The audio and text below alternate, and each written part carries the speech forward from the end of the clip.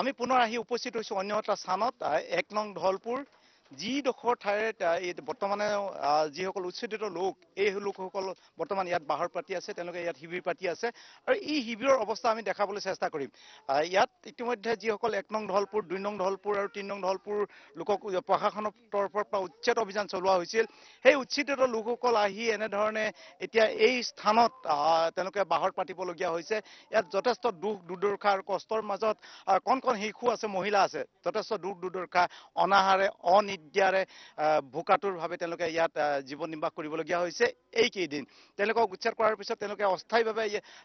তেওঁলোকে ইয়াত বসবাস কৰিছে ভৱিষ্যতৰ অনাগত ভৱিষ্যত তেওঁলোকৰ বাবে কি আছে কোনো নাজানে তেওঁলোকে কলৈ যাব লাগিব কি কৰিব লাগিব সেই কথাসমূহ মাত্ৰ সময়ৰ হাতত কিন্তু সাময়িকভাৱে বৰ্তমান তেওঁলোকে ইয়াত উপস্থিত আছে যথেষ্ট কণ কণ শিশু দেখা পাইছোঁ আমি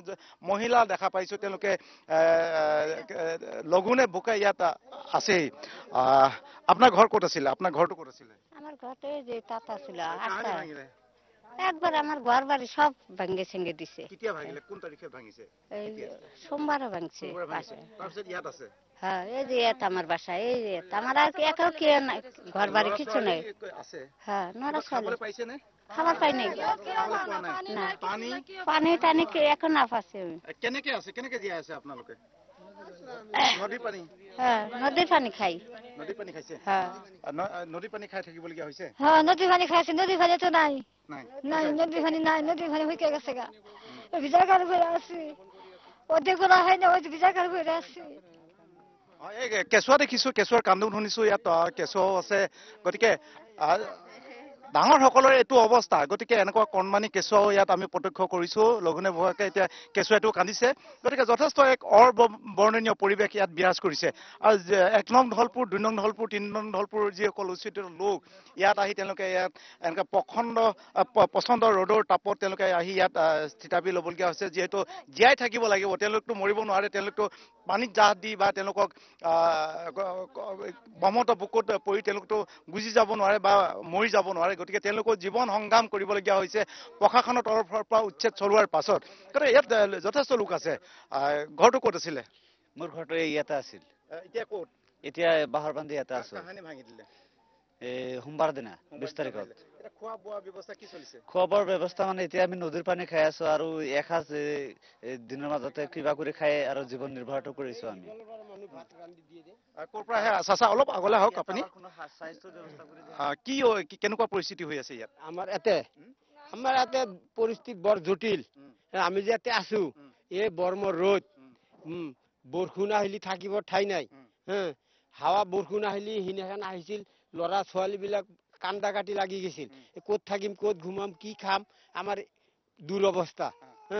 তথাপি আমাৰ আজি কেইদিনৰ সোমবাৰ ভাঙি দিছে এইকেইদিন চৰকাৰে আমাক কোনো লক্ষ্য নিয়া নাই চৰকাৰে এক গিলাচ পানী খাবও দিয়া নাই আৰু ঘৰ ভাৰি ভাঙি দিছে আৰু আৰ্মি দি টেলাৰে দি টানি লৈ আহো আৰ্মি আনিব নেদিয়ে আৰ্মি কোবাই পিছৰ ফালৰ পৰা আগৰ ফালৰ পৰা মানুহ খোজকাঢ়ি আহে পিছৰ ফালৰ পৰা আৰ্মি কোবাই আহে প্ৰশাসনৰ মানুহ কালি যিটো গণ্ডগোল হৈছে মিটিং হোৱাৰ পিছত মিটিং ভালে ভালে মিটিংটো হৈ গেল এই তাতে হৈছিল মিটিং হৈ গেল মানুহবিলাক ঘূৰি গেল মানুহবিলাক ঘৰ পালে যায় কিছুমান মানুহ আছিল পিছৰ ফালৰ পৰা প্ৰশাসন আহি পেলাই সিহঁতক কোব খেদালে দাউৰ যেতিয়া সিহঁতে কোব খেদালে কিছুমান মানুহ দাউৰিলা কিছুমান মানুহ কোব খাই পেলাই থিয়া হ'ল মাৰক গুলি কৰি মাৰক লগে লগে গুলি কৰি মাৰি দিছে মানুহ হয় লগে লগে কোৱাৰ লগে লগে গুলি কৰি মাৰি দিছে এনেধৰণৰ এটা পৰিস্থিতি বৰ্তমান এই অঞ্চলত বিৰাজ কৰিছে গতিকে এইখিনি জেগাই নহয় সামগ্ৰিকভাৱে আমি সামগ্ৰিকভাৱে গোটেই পৰিৱেশটো দেখাব খুজিছোঁ ইয়াৰ পৰা চকুৰে মনিব পৰা দূৰলৈকে ইতিমধ্যে এনেধৰণৰ শিবিৰ দেখা গৈছে তেওঁলোকে আশ্ৰয় ল'বৰ কাৰণে এনেকৈ অস্থায়ীভাৱে শিবিৰ তৈয়াৰ কৰি লৈছে তেওঁলোকে আশ্ৰয় ল'বৰ কাৰণে এনেধৰণৰ টিঙৰ চালি হওক বা বাঁহৰ চালিয়ে হওক দি তেওঁলোকে নিজে ব্যৱস্থা কৰি লৈছে গতিকে এইসকল উচ্ছেদিত লোক ইতিমধ্যে ইয়াত আহি বাহৰ পাতিছে জীৱন জীয়াই থকাৰ সংগ্ৰাম কৰিছে জীয়াই থকাৰ সংগ্ৰাম আচলতে কৰিবলগীয়া হৈছে এনেধৰণে খাদ্য ব্যৱস্থা দেখিছোঁ এনেধৰণে এখন টিঙৰ চালি তলত এনেধৰণে খাদ্য ব্যৱস্থা তেওঁলোকে কৰিছে এনেধৰণে জীৱন নিৰ্বাহ কৰাৰ চেষ্টা চলাইছে এখন টিঙৰ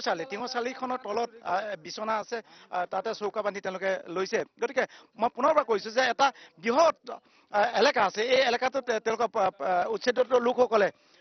লোকসকলে আহি ইয়াত তেওঁলোকে বাহৰ পাতি আছে